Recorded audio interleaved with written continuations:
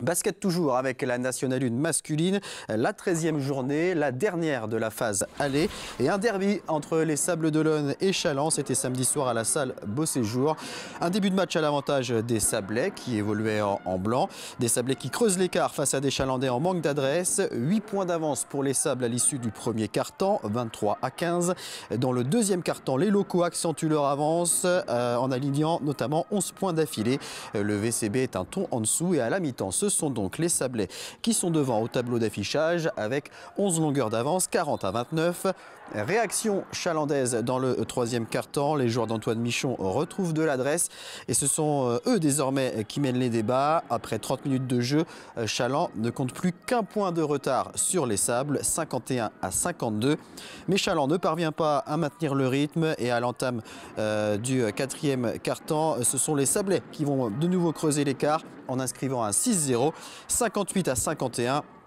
Chaland ne s'avoue pas vaincu et reste au contact. À 3 minutes de la fin du match, l'écart n'est que de 3 points, 63-60 pour les Sables. Et ce sont bien les Sablais qui gèrent mieux cette fin de rencontre et qui s'imposent finalement sur le score de 72-67. On va écouter les deux coachs, Makan Diomassi pour les Sables et Antoine Michon pour Chaland, au micro de Sandrine Pelletier. Comme tous les derbys, c'était électrique, on le savait. On s'attendait à un match pas évident, ce fut le cas. C'est un match à flux tendu. On savait que la moindre erreur pouvait être fatale. On a eu des erreurs, ils en ont fait. On s'en sort pas mal, on s'en sort à 2 possessions d'écart. Mais bon, c'était une grosse équipe qu'il fallait... on savait que c'était difficile de les jouer maintenant, ils sont au complet. Ils se sont, on va dire, ils ont signé de nouveaux joueurs. Ils avaient vraiment une armada. Pour nous, c'était important, vraiment vital de gagner chez nous, en plus devant un public comme ça, à guichet fermé. On n'a pas été à la hauteur du derby en première mi-temps en particulier, parce qu'on se rappelle toujours des actions finales, mais voilà, on a été plutôt dominé sur cette première rencontre dans l'intensité. Au deuxième quart-temps, on ne défend pas, on ne fait même pas des fautes. Voilà. Et puis après, par séquence, on est revenu dans le jeu pour finalement échouer à très peu de points. Mais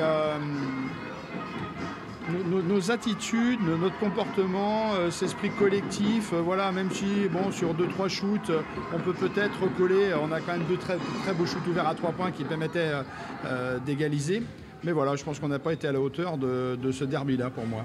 Et on va regarder le classement de cette poule de National 1 avec 6 victoires et 7 défaites pour les Sables d'Olonne, 8e au classement. Chaland est 12e avec 4 victoires pour 9 défaites. La phase retour débutera le 4 décembre. Les Sablés accueilleront Rueil et Chaland se déplacera à Cergy-Pontoise.